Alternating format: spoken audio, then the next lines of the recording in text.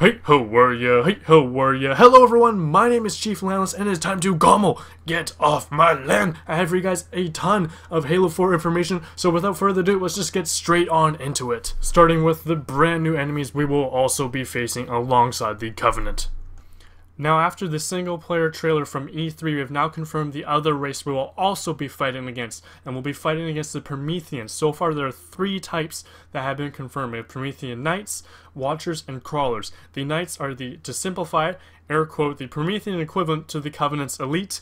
They have a sword, they have the ability to teleport back and forth at certain distances, and they can also spawn the Promethean Watcher, which has the ability to heal and toss back grenades and possibly provide a shield which may or may not be an armor ability in the campaign, but we do not know if the Prometheans can use that as an armor ability, air quote. And the Promethean crawlers are essentially like the grunts. They can shoot and they can attack you in swarms.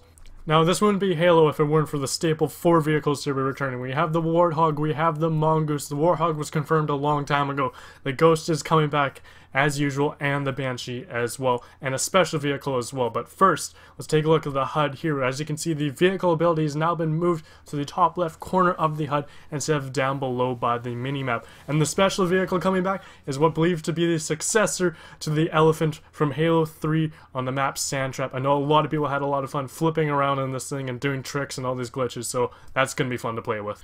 Now here's something that has just been confirmed. The ordnance drop, which was a rumor from a while back, now has been confirmed, which essentially means that weapons will no longer be laying along the map, but they'll fall from the sky in an ordnance drop, and you'll pick them up. And they'll be at different locations and at different set times, so no more weapon horn for you guys on certain maps. So I kind of like this idea. Let me guys know what you guys think down below in the comments below, and now let's move on.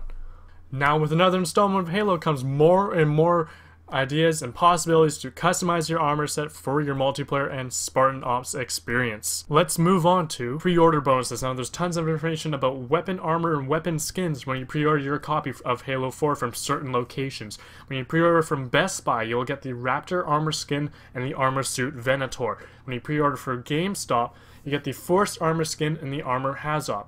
Also in GameStop Canada, you will get the Arctic weapon skin for the battle rifle. From Play.com, you'll get Deadeye helmet skin. From Amazon, you'll get the Web armor skin and the armor suit CIO.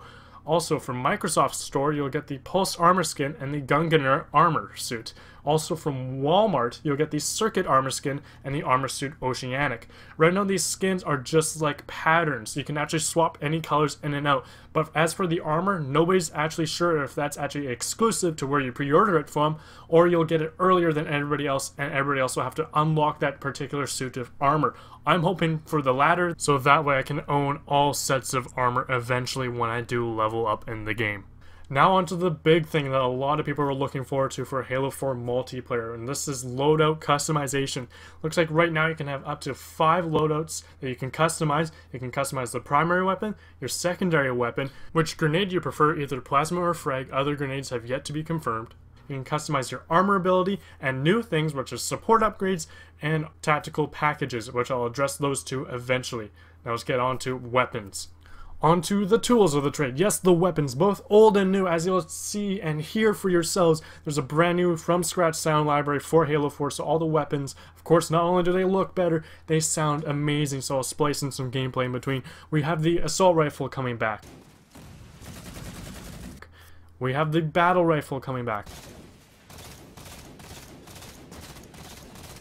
We also have the DMR coming back, the Magnum, we have the rocket launcher, the sniper, and the Spartan laser. Essentially the staples that we know and love from previous Halos. And we have a brand new one as well. We have the railgun, which is rumored to shoot like the Gauss Warthog, of course in a smaller size because it is a handheld weapon, which would be kind of cool here. Also, we have the sticky detonator, which is a brand new pistol, which basically launches a magnetically latched explosives like a sticky grenade onto the ground, but it's a human grenade and it can be remotely detonated. And also when you shoot it, a little screen pops on the side, and as you can see there, you can track your enemy when it walks on top of it to detonate it precisely on time to blow up your enemy. So that's going to be really cool. On to the alien weapons.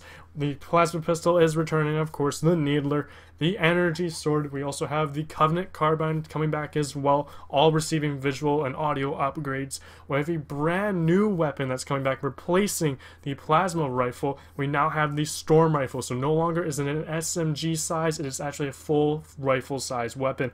Also, from the Forerunner side, we have a scatter shot here, so that's going to be really cool. I'll show you some gameplay of the alien weapons now. Here we have the Covenant carbine in action, shooting a few crawlers and Spartan ops. Here's the storm rifle sounding menacing than ever. Here's somebody here with the storm rifle and the Covenant carbine, swapping them out here and getting a scatter shot from an ordnance drop. Here, as you can see, the scatter shot sounds kind of funny when it's kind of cool when you land all your shells onto the target. When you actually get an accurate enough shot, they'll disintegrate like they did on that railing. As you can see, here it is when you pick it up in the single player. Looks absolutely amazing. I was blown away just how all the pieces magically lifted off the ground and in together. I thought that was really cool. Here's the light rifle, only seen in single player so far, but I wouldn't be surprised if this showed up in multiplayer. It looks cool. It looks like basically it's the Forerunner equivalent to the DMR. It's really cool. The scope, everything is amazing, and of course, as a Forerunner gun, it tends to make things disintegrate, which is a really cool effect. And here's a little tidbit here. Once again, you are able to rip off turrets from their mount. Here's the human turret, and here's also the plasma turret as well. It's time to talk armor abilities. This time around in Halo 4, Sprint will be a standard, which I really enjoy, because back in Halo Reach, that's all I really used, and therefore I didn't use too many other of the armor abilities. So now I get to try basically them both, since Sprint is now a standard. Here we have a brand new armor ability called Thruster Pack. It is not actually replacing Jetpack this time around. They're both going to exist. Thruster Pack allows for horizontal movement, so it'd probably be deadly with a shotgun or sword in hand. Here's the returning hologram armor ability. Looks harder to tell the difference. They must have upgraded it.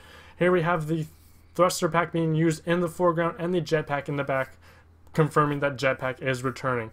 Here's brand new armor abilities, Promethean Vision and Hard Light Shield. Promethean Vision is described as a sonar-like infrared vision to see the enemies on the map. Here's some gameplay from different trailers, as well as the single-player trailer. I don't think it's going to be in-depth as a single-player one. This is probably thanks to Master Chief's advance in technology, and probably his own technology as well. Here's a little screenshot of the Hard Light Shield, which is really cool to use. And you can definitely actually move around with it and definitely shield and block things, which is really cool to use. And here's some gameplay of it. Here we have a brand new feature to Halo customization. We have support upgrades, which allows you to further tweak your Spartan to further match your playstyle. Here we have the ammo upgrade, which you can opt in for to get a little bit more ammo to your loadout. Or you can go for the sensor upgrade to upgrade your motion sensor. Or you can pick an awareness upgrade, which is great for snipers, which allows you to view your motion sensor while aiming down a scoped weapon. Now on to the other brand new thing introduced into customization. We have tactical packages.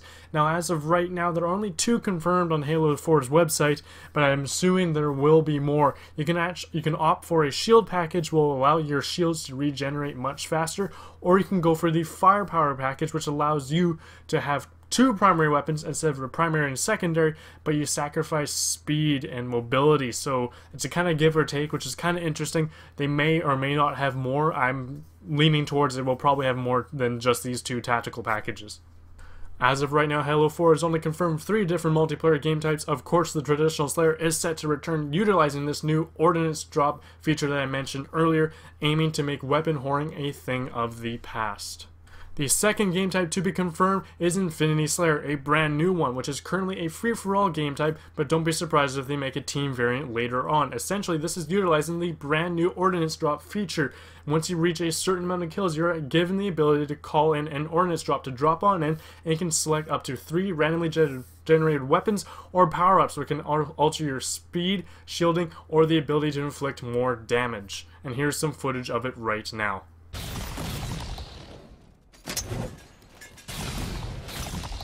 Ordnance ready. Request confirmed.